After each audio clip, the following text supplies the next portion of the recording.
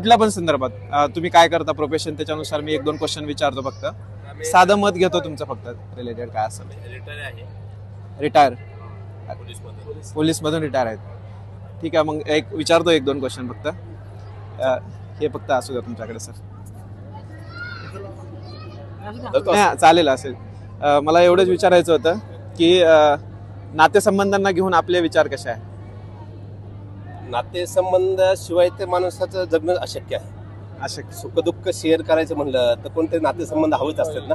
Yes yes. कारण नातेसंबंधाशिवाय ह्या भूतलावरती कुठलाही माणूस जगू शकत नाही. तुम्ही जर विजय उमेदवार असेल, एकदम तुम्हाला फार उंचाव गेला, तुम्ही विजय झाला, तर तुम्ही सांगणार कोणाला, शेअर कोणाशी करणार. तुमच्या जवळच्या नात्याशीच ना.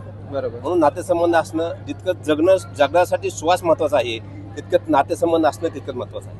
बरोबर. पण ते कसे असावेत, कसे टिकावेत, त्या माणसाच्या मनावर अवलंबून आहे की ह्याला कसं जपावं लागतं. बरोबर, अगदी बरोबर.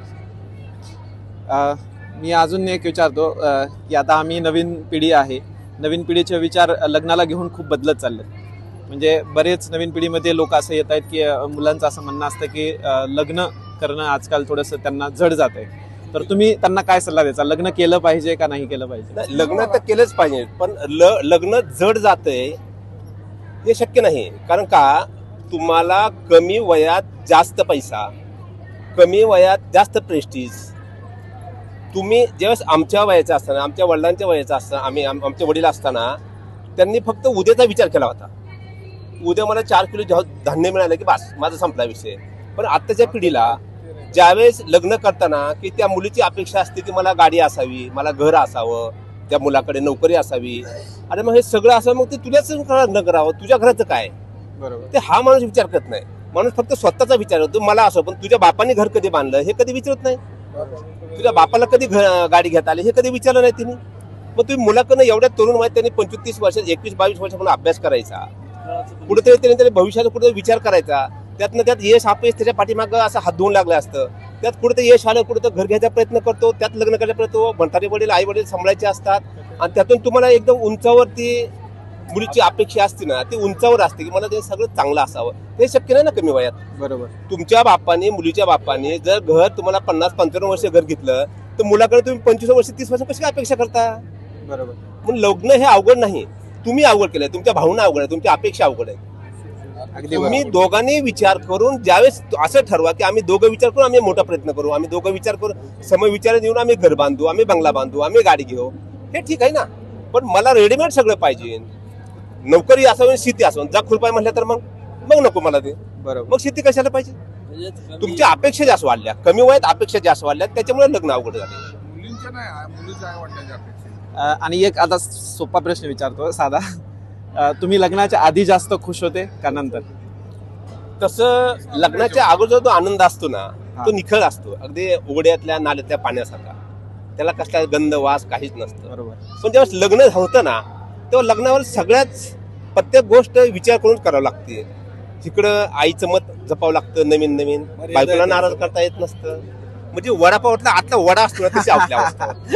अगदी बरोबर, अगदी बरोबर. त्याच्यामुळे ह्या गोष्टी जपून ज्यावेळेस लग्न यशस्वी होतं ना, त्या लग्नासाठी मजा नाही. तुम्हाला आता सुरुवातीला लग्नासाठी सजा वाटत असेल, जेव्हा तुम्ही 50-55च्या पुढे जाता ना, तेव्हा त्याच तुम्ही अर्धांगी शिवाय जगू शकत नाही.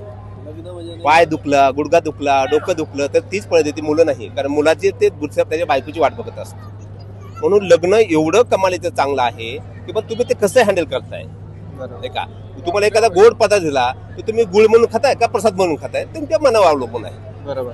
तुम्ही जसं ठरवता, तुम्हाला जसं चष्मा घातला तुम्हाला दिसतं ना, तसं तुमच्या कल्पना तयार होतात. लग्न चांगलंच आहे, एकदम चांगलं आहे, पण तुम्ही त्याला तसं हाताळलं पाहिजे. अगदी बरोबर. तुम्ही आता इथं अखिल भारतीय मराठी साहित्य संमेलनाला आलात. सर्वजण तुमचा जो हा ग्रुप आहे, तुम्ही एकमेकाचे मित्र आहेत का कलिग्स आहेत. आमचे ह्या सगळ्याला कारणीभूत, आम्हाला फिरवायला भाऊसाहेब चौधरी कारणीभूत आहेत. भाऊसाहेब चौधरी डॉक्टर चौधरी आहेत. त्यांचं वडगाव शिरीमध्ये फार मोठं समाजकार्य आहे.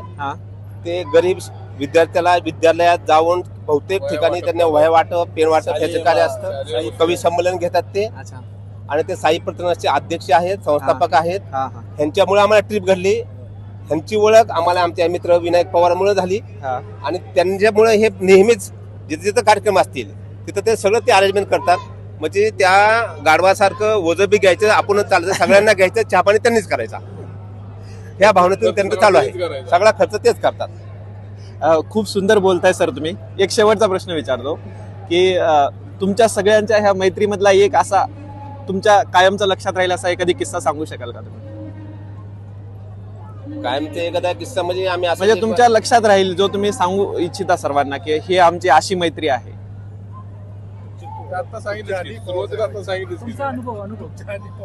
आता मैत्री अशी आहे की जसं तुम्ही तुमच्या ताटात वाढलेलं पाची पक्वान तुम्ही प्रत्येक पदार्थाचा कसा स्वाद घेता ते तुमच्या चवेवर तुमच्या आवडीवर अवलंबून असतं. बरोबर.